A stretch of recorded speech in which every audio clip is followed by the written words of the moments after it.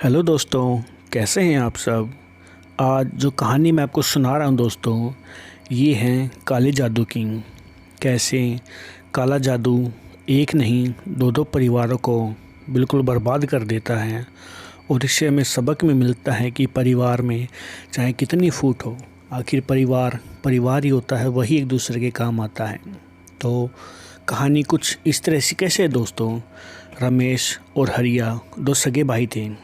दोनों का काफ़ी प्रेम था और कुछ समय के बाद रमेश और हरिया की शादी हो जाती है और दोनों की पत्नियां कुछ समय तक तो ठीक रहती हैं। लेकिन एक दिन होता क्या है दोस्तों, पत्नियों की सीख में आकर रमेश और हरिया की ज़मीन के ऊपर विवाद में लड़ाई हो जाती है। और लड़ाई इस कदर होती है कि दोनों भाइयों के बीच में इतनी गहरी दरार आ जाती है रिश्ते में कि दोनों एक दूसरे की शक्ल देखना भी बर्दाश्त नहीं कर पाते। तो होता क्या है दोस्तों, जो रमेश की पत्नी है वो हरिया के परिवार के ऊपर काला जादू करवा देती है किसी तांत्रिक के साथ मिलकर। तो हरिया के साथ इस तरीके की भयानक घटनाएं होनी शुरू हो जाती हैं। कभी घर में आग लग जाती है, कभी घर में किसी न किसी तरीके से नुकसान होना शुरू हो जाता है। बुरी आत्माएं भी घर को घेर लेती हैं, बच्चे बीमार होने लग जाते हैं। हरिया का भी एक बार एक्सीडेंट हो जाता है। इन सब से परेशान होकर हरिया की पत्नी अपने घर चली जाती है और अपनी माँ को सारी बातें बता देती है।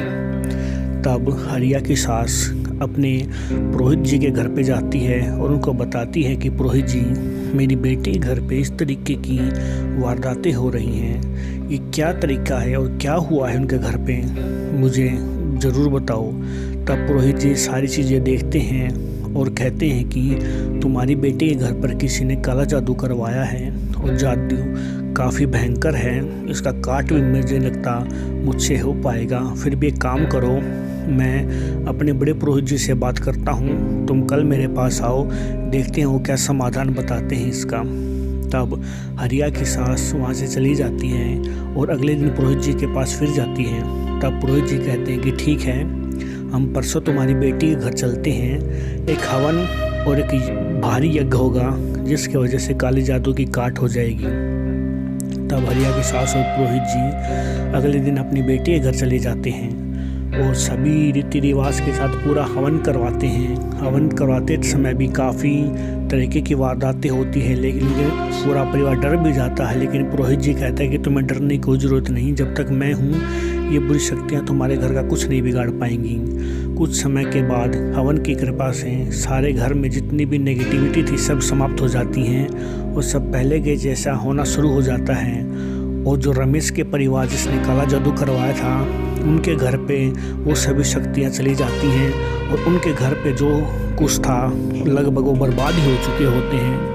क्योंकि नेगेटिव शक्ति जितनी जल्दी जाती हैं उससे दोगुनी तक शक्ति के साथ दूसरे के परिवार पर हमला करती हैं। लेकिन भाई का प्रेम ये सब देख उसका भी मन दुखी हो जाता है। तब हरिया जो यज्ञ अपने घर पे करवाया था वही अपने भाई के घर पे भी करवाता है, जिसकी कृपा से उसके घर पे भी सभी तरीके की सुख शांति आ जाती है। तो दोस्तों, चाहे कितना भी प्रेम होता है, वो चाहे कितनी लड़ाई हो, आखिरकार अपने ही अपनों के काम आते हैं। और दोस्तों, अगर आप किसी का बुरा करेंगे तो जग जाहिर है आपका भला कभी नहीं हो सकता, क्योंकि आप किसी के लिए गड्ढा खोदेंगे तो उस गड्ढे में आपको ही गिरना होता है।